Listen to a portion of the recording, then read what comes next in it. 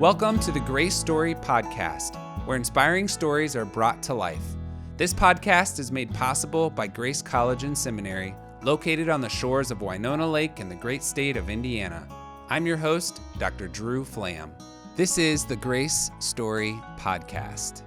Today, our guest is Tim Clothier, Senior Pastor of Boro Grace Church in Waynesboro, Pennsylvania.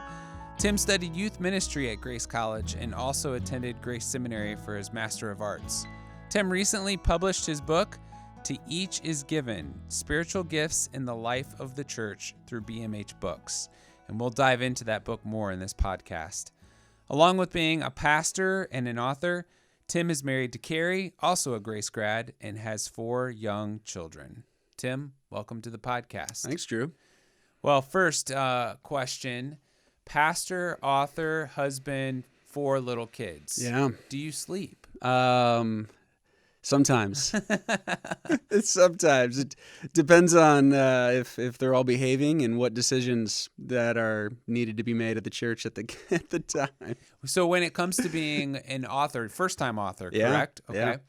Okay. How did you, I always just find this kind of interesting, like how did you discipline yourself or set up your writing schedule to ensure you fit this in between kids' bedtimes and pastoring and sermon prep and counseling and all the things that go along with pastoring, right, fathering, etc.? Yeah.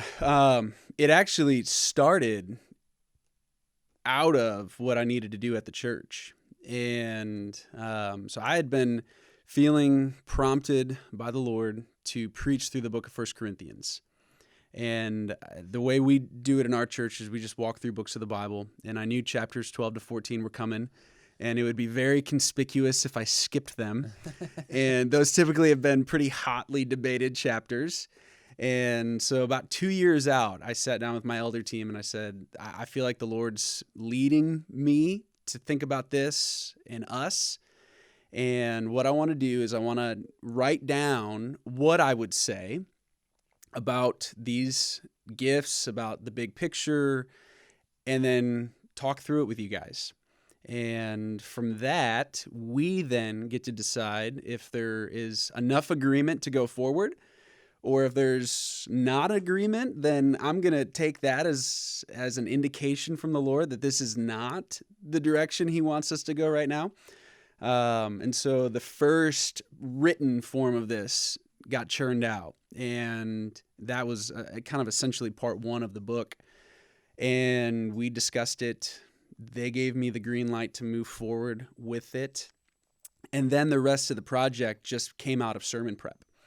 And so I was working ahead, but then as I was getting stuff done, it was all in line for and in preparation for when we were going to work through this as a church together.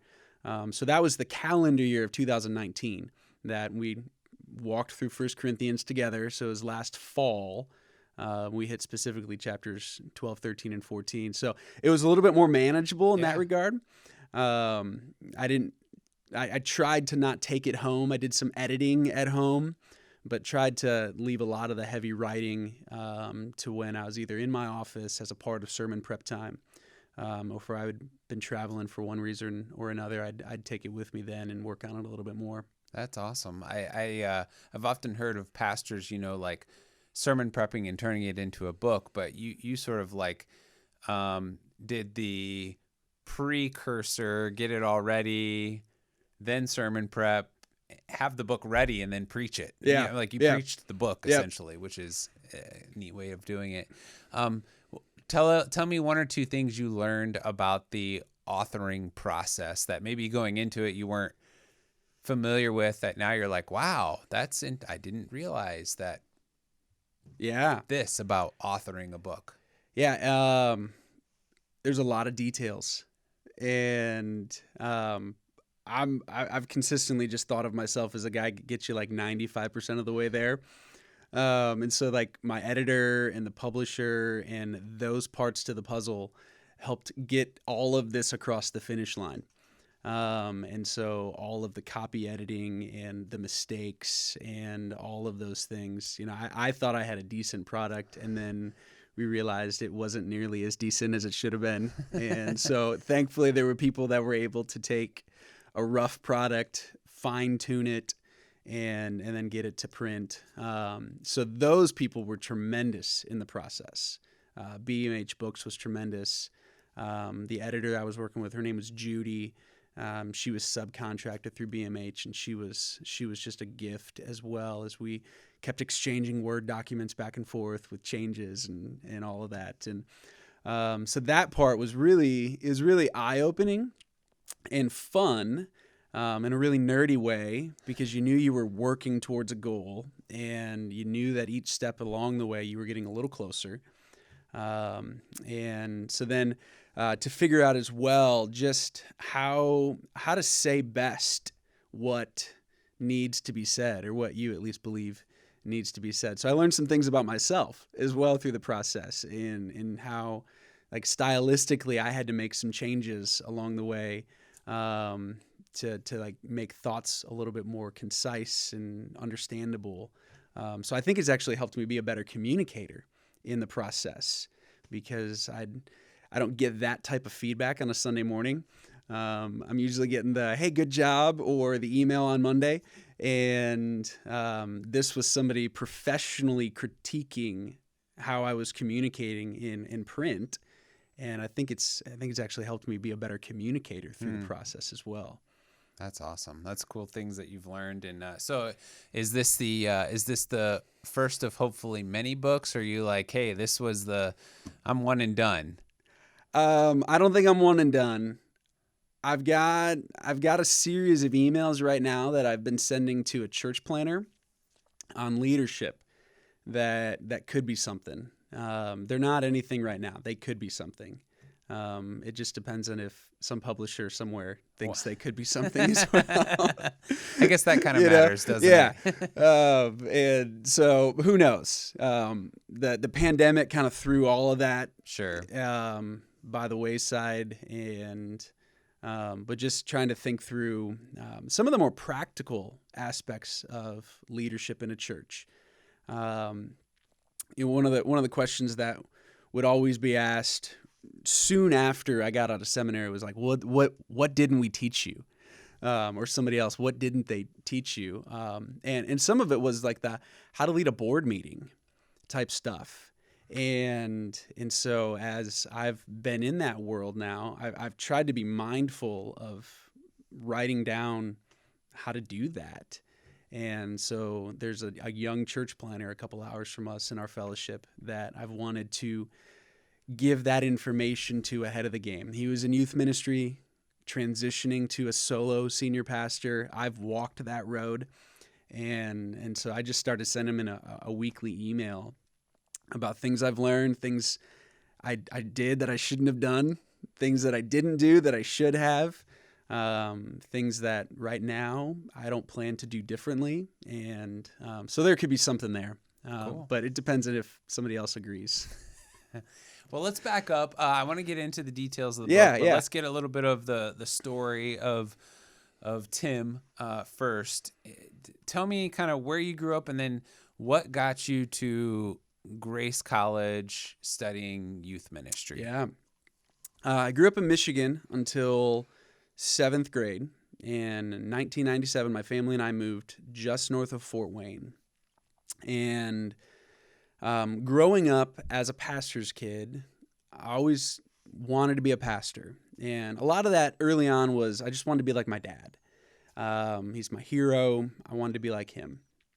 And had a challenging middle school and high school season of life, and my heart just began to stray from the Lord, and it was easier to not be passionate about the things of the Lord than it was to be. And so now I'm in a season of life where school counselors want you to pick career destinations, because now your classes that you take are going to steer you towards that goal. And medicine became the option on the table. And it was a pretty easy sell to my folks. School liked it. They're going to champion anything that you tell them, I want to make lots of money and help people. And they're like, yeah, do that. And so that was the direction I was going. college applications to Cornerstone and Huntington. And I was a camp counselor right before my senior year of high school, and was on the walk into our main building with one of my campers, and he trusted in Christ as we were walking to our main session that night. And it was like this Jonah moment in my life where I had known all along, like I'm running, and in that moment it was like, okay, I'm not running anymore. So I came home, told my mom and dad. I was all excited. I got this call on my life, all this stuff. They spent 6 months trying to convince me otherwise, and it was wild. And I had no idea what was going on. I was like, what? How are you guys not encouraging this? And around Christmas time, they sat me down and they said, okay, we've specifically been trying to discourage you because we know how hard this can be. And we've had some hard days. We've had some good days. We've had some hard days. And we also wanted to make sure this wasn't just a, hey, I had a great summer at camp moment. We wanted to try to discern and help you discern. And so for theological reasons, one of the schools on my list got taken off quickly. And then I was left wondering where else I would look and wanted to have a couple options. And so at that point in time, my dad was enrolled in the doctorate program at Grace. He was going to begin in 2002 his doctorate program. And he said, you got to check out Grace. And so we did. Came on campus, hated every minute of it, and thought the buildings are too old. We'll edit out that part, but whatever. Just kidding. It was like it was before like McLean got painted, and so it was just dark paneling, and it's like I can't envision spending 4 years of my life here. And my parents thought that was a bogus reason, and so Grace stayed on the list. Began the process of scholarships and different things.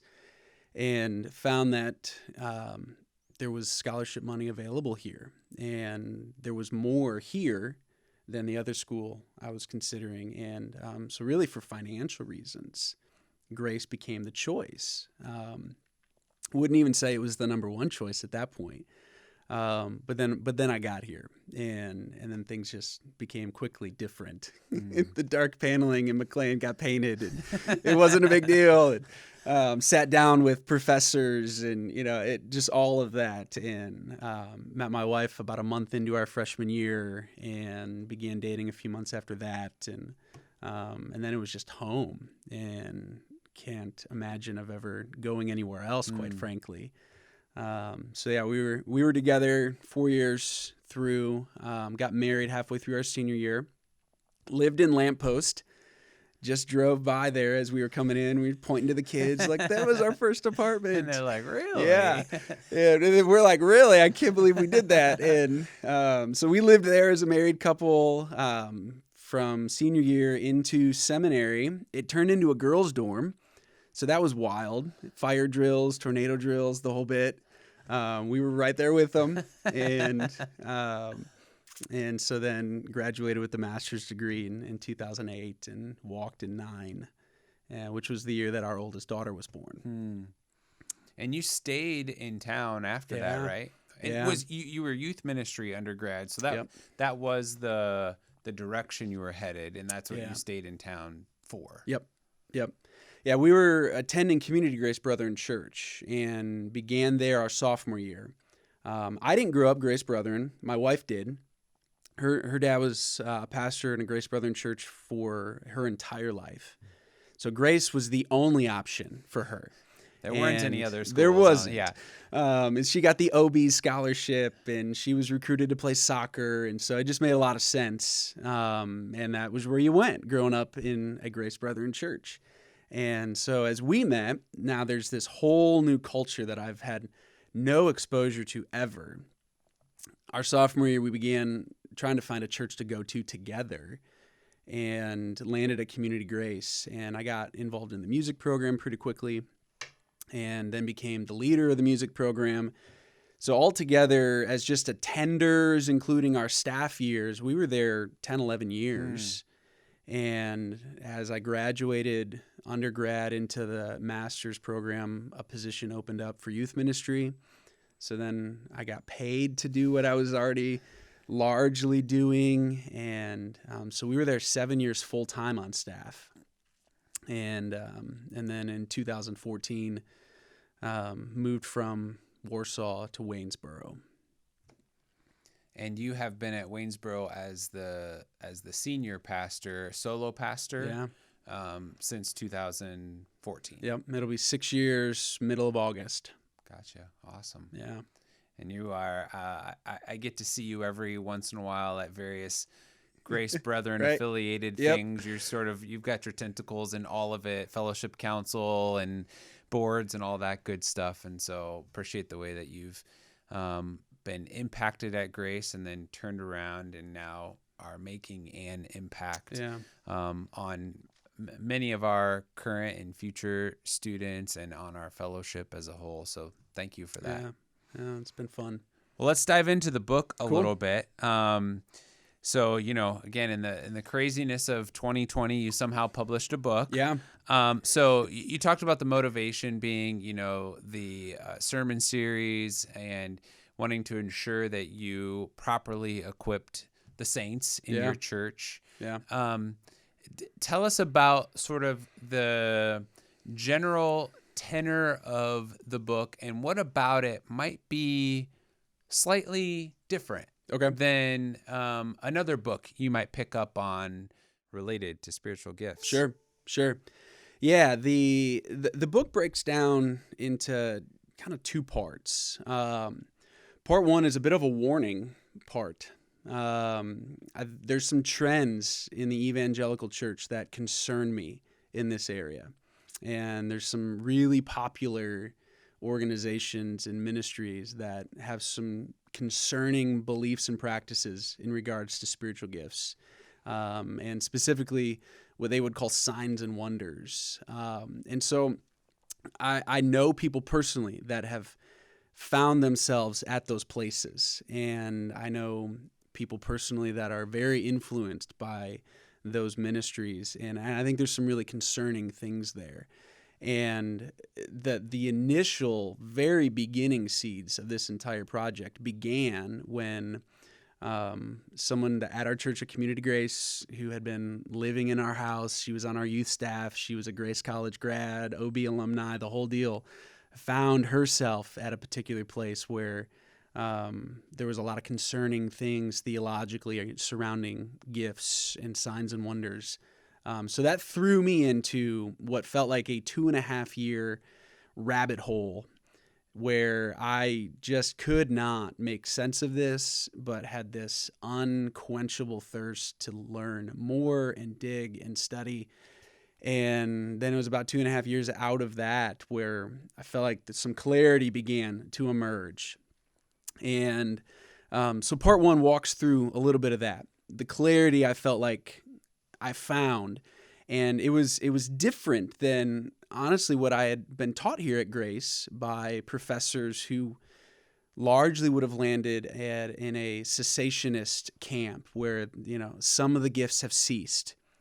We were taught, and so you have the list in 1 Corinthians 12, and not all of the list is still for today, because we've had some of them that aren't needed anymore, and that became a pretty unsatisfying position for me in the course of the study. It provided a good answer to the people that might be running off the rails into like a crazy charismatic direction. Cessationists gave a good answer, but it didn't provide a satisfying answer to anybody looking to say, okay, well, what about this kind of middle ground? Like, we know where the extremes are painted. Well, what about what's in the middle here? So that's where one of the uniquenesses of the book comes out. I think in large regard, there has been a compressing of terms, biblically speaking, those terms being signs and wonders and spiritual gifts. And so the cessationist camp would say there's sign gifts and there's edifying gifts. The hyper-charismatic side would say spiritual gifts and signs and wonders are the same, and they're all for today. Just go chase them. Go do all of it. And I think that creates some difficulty. What I try to do is try to outline where that might not actually be supported in the text. So that's one of the really unique places in the book. I haven't found a single resource that has ever made that distinction. And so what happens when you separate signs and wonders from spiritual gifts is that you're able to evaluate signs and wonders and those who performed them in the scriptures as separate, but you're able to, in some ways, restrict the signs and wonders camp to whom the scriptures restrict it to. And now your spiritual gifts are just left for the church. They serve different purposes. They have different functions. They have different definitions. And now when you get to passages like 1 Corinthians 12, where a list of gifts is made and tongues shows up and healings shows up and miracles shows up, we don't have to sandwich them together. We can go, okay, these are for the church. They were written to a local church. They were written by a church planner. There's no indication in the text itself that Corinth should have separated the list into what should last and what shouldn't last. So what do we do with that then? How do we define now the gifts that are listed here as for the church? And then what does the distinction with signs and wonders allow us to do? Hebrews 2:4 is a passage that I found tremendous help in. It says that God also bore witness to the gospel through signs and wonders and various miracles and gifts of the Spirit. And it appears the author of Hebrews is writing that there's kind of three categories that are all very interrelated. They're all very closely associated together, but they also are distinct. And so I have 3 biological children, one's adopted, and my 3 biological children are all very closely related together. They share half of mom and half of dad, but they're all unique. They had the same source, but as their individual DNA codes have worked themselves out in the way God designed and intended, they are different people. They're not the same people.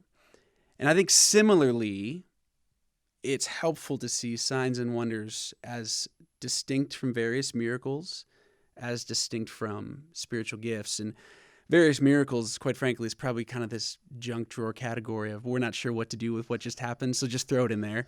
But I think signs and wonders is pretty restricted in the New Testament, and spiritual gifts has been given to the church. And all members of the church, all of those who have placed their faith and trust in Jesus Christ, regardless of age, regardless of whatever external marks of distinction would characterize them, have been gifted in some way, shape, or form to build up the body of Christ. So talk to me a little bit about, so you're studying this and vetting out the differences between signs and wonders and spiritual gifts, and you're having these conversations with your elders about it, and then you're preaching through it and figuring out what it looks like in your local church. Yeah. So what changed, whether that be theologically or practically, in your church prior to your sermon series and after your sermon series? Sure. Yeah.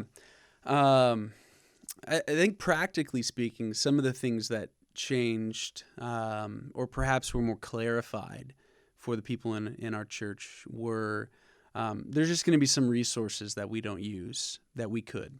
There's some ministries that we're just going to say, hey, we're going to stay away from them. We may not sing their songs. We may not ever promote their books. We may not reference them because there's some distinctions that are concerning. And so in that sense, there's the guarding, kind of warning function of eldering that I think is absolutely part of the role of an elder. Positively, what I would hope would have changed, and what I think we're still trying to figure out, is what does it look like for everyone in our local church to be giving and receiving? Because that's the functional implication of everybody's been gifted. And the cessationists camp never would have said people aren't gifted. But what has happened in bringing this conversation back up is if everybody in your local church has been gifted, then everybody needs to be using their gift. And it means that not just a few people get to use their gifts because they think somehow they're a little bit more special or important than other people. So what does it look like for all of us to be giving and receiving? And you're going to find people prone to give and be unwilling to receive. There's probably some pride and some arrogance there. You're going to find people prone to receive only and not ever give. And there's going to be some apathy there on the flip side. And so just as a church, what does that look like? Dr. Plaster's wife called me 6 months ago. Maybe 9 at this point. The pandemic makes all of time feel terribly, terribly long. And her sister is a member of our church. And Dr. Plaster's father-in-law used to pastor Waynesboro Grace Church. Did it for 2 different times. And so they're still family in the area. And Jenny called. And she said, hey, my sister needs somebody to take her to Walmart. She lives in a home in our area, and she just needs somebody to pick her up, to love on her, to take her to Walmart, to let her buy the things that she needs to buy. And so we were in the middle of this sermon series, talking about gifts, talking about giving and receiving. And I stood up as like a point of application in that sermon and said, I just got this call yesterday. I'd love for one of you in the room right now, by the time we're done this morning, to say yes to taking Roberta to Walmart and just being her friend. And it was so neat because there was then ladies in our church that started like pointing at another lady in our church who's also kind of looking around, and she was thinking it and everybody else was thinking it because they knew that she was gifted in certain ways that just fit her. And that was a way for her to use how God's gifted her, who God's created her to be, to give. And so then the next Sunday, I got to reference back to that and go, it happened. And how cool was that it happened? And so those have been some of the practical ways. And, what does it look like for the 95-year-old to give? He doesn't have the energy, perhaps physically, that he once had. But what does it look like for him to give? What does it look like for the 5-year-olds to give?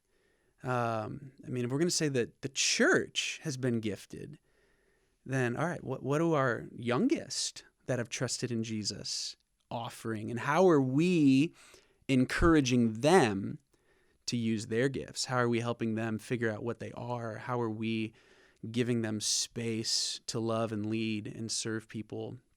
And I think that's part of why Paul uses this metaphor of a body in chapter 12 as he continues to flesh this idea out. Because he says, like some parts have different functions in the human body, in the same way is true in the local church body or even the universal church body. And the eye doesn't get to say to the ear, I don't need you. The hand doesn't get to say to the nose, whatever the body parts are. You don't get to say that. Every part has a different function, but every part needs each other. And there's actually guardrails put in what Paul says in regards to not thinking of yourself more highly than you really are. Like, hey, I'm the hands. Look at me. I don't really need anything else because I can do. But then also not telling others that they're not needed because they're somehow less significant in your estimation. And so this body metaphor becomes critically important to understanding how this works itself out in a local church. So how do we give? How do we receive? receiving takes a ton of humility, especially for those that maybe have been giving because nobody else was willing to, or perhaps they're just predisposed personality-wise to maybe think that they've got a little bit more to offer. What does it look like for them to receive? Those are really hard conversations sometimes. So those are some of the things that we're just trying to learn as a local church as we just kind of work through this. That's good stuff. And I feel like we've obviously just scratched the surface of what is contained in the book. And I have a list of other questions that, I'd love to just ask, but I think I need to read the book to find them. And I that's what I want to encourage others to do. So tell us, those who might be interested in getting the book, how can they do it? Sure. And then if they read the book and they don't like something, how do they contact you? Yeah. Or if they really like something, how do they contact you? Or just want to have a discussion about something, what's the best way to find you? Yeah, absolutely. BMH Books has the book on their website. And so you can just Google BMH Books and purchase it through there. Last I looked, it was on Amazon. And I think Christian Book Distributors had it as well. Being the author in that, I don't do anything with that side of things, which has been kind of fun. So those would be probably the three places that jump off the top of my head as just a way to get them. And our church is Waynesboro Grace. Our website's waynesborograce.org. And there is ways to contact me through our website. And so if somebody wanted to have further conversation and discussion about it, waynesborograce.org, and you can find me just on the staff page and send an email. I'd be grateful to have that conversation. So to each is given. Congratulations on the book, and more so congratulations on how you have carefully considered how this applies to your people. And then the impact it's going to make as each gives and receives appropriately. So thanks for coming on and talking for a little bit. Thanks for the invitation. And thanks to all of you for listening to the Grace Story podcast today.